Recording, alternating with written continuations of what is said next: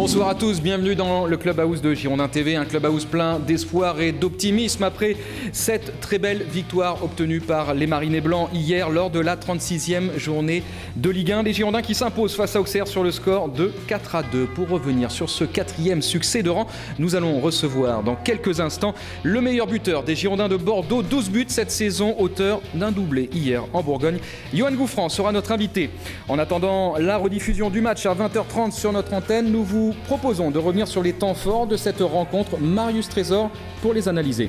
Propos l'entraîneur après le match, Francis Gillot, Jean-Guy Wallem et Cédric Angebar, il est joueur celui-là, ont répondu aux journalistes en conférence de presse. Allez, c'est parti pour 45 minutes de bonheur. Premier invité de cette émission, première séquence de ce magazine, le décryptage de ce qui s'est passé hier en Bourgogne avec Marius Trésor. Bonjour Marius. Emmanuel, bonjour. Amis abonnés, bonjour. Allez, très belle victoire lors de cette 36e journée donc pour les Girondins de Bordeaux. 4-2 en Bourgogne. Les Girondins de Bordeaux qui... pourquoi pas se rapprochent un petit peu plus de leur rêve fou d'accrocher cette 5e place qualificative pour l'Europa League. Oui, c'est vrai, on se retrouve à 2 points de Rennes et Saint-Étienne. Rennes a perdu à la maison contre Montpellier, alors que Saint-Étienne a été tenu en échec sur son terrain par l'Olympique de Marseille. Donc comme Bordeaux a gagné à Auxerre, je crois les deux équipes ont 57, nous 55.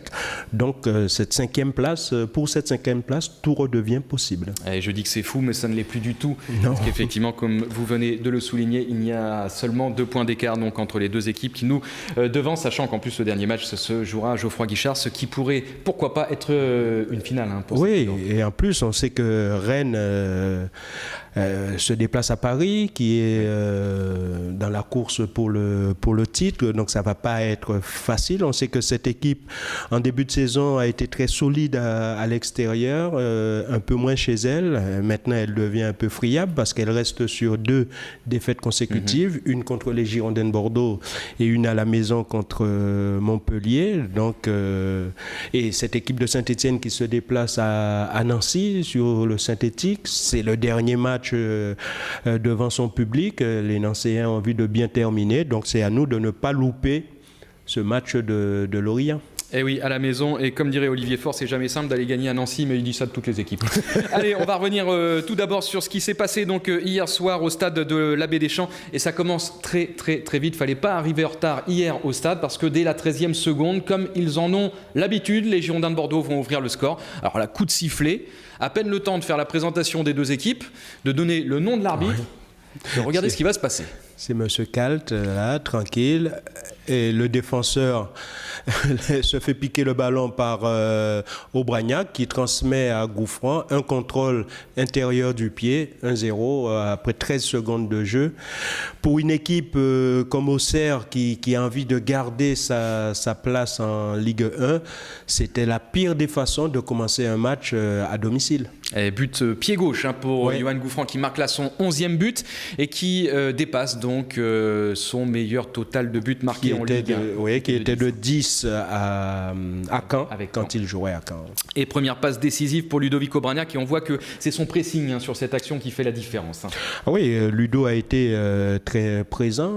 Je crois qu'il a délivré quand même 2 sur le 3e but. C'est lui aussi sur son corner. Non, c'est un garçon qui a apporté énormément aux Girondins de Bordeaux, tout comme Mariano. Donc je dirais que la pêche a été bonne au moment du mercato. Intersaison, puisqu'on le rappelle, les Girondins de Bordeaux qui, pour l'instant, sur les phases retour, sont 4e. Et pourquoi pas mieux. Oui, parce qu'on n'avait pas compté la victoire d'hier soir.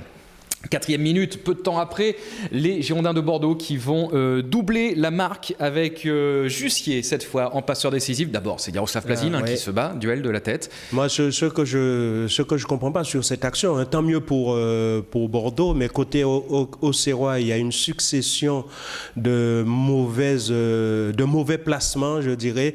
Quand on voit un garçon comme Grishtin, qui est quand même un garçon d'expérience, qui se fait déborder aussi facilement, et après Saurin qui maîtrise mal ce ballon, parce que Jussier ne peut faire que ça, donc il ne faut pas lui ouvrir la porte vers son but. Au contraire, il faut essayer de... Et là, Grishtin fait tout à fait le contraire et ça permet à Bordeaux, sur cette erreur de Saurin qui ne sait pas s'il doit prendre le ballon des mains ou des pieds, bonne aubaine pour Johan Gouffran qui est là en renard des surfaces et qui marque son 12e but. Deux buts d'attaquant mais complètement différents. Ouais. Et là sur cette action, autant Ludovic Obraniak sur la première fait la différence par son pressing, Ouais. là, c'est quand même Jussier avec un contrôle orienté de très très belle qualité. Il élimine très facilement Grishtin et voilà.